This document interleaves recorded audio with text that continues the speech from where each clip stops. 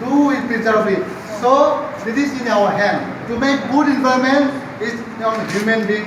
To make bad environment is in human being.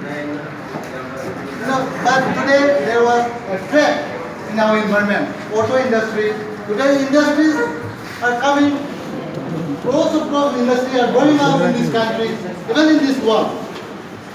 Where people are exploiting like rivers, cutting down the trees, mines, they are exploiting. But what I will give to the future? Today I have enjoyed this good environment. Can I give this good environment to my future children if we exploit it? So these things are all in our hands. To make good environment is also in our hands. To make bad environment is also in our hands. But today is our choice.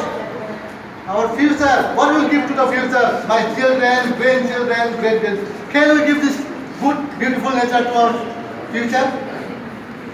It's up to us. The big question mark is up to us.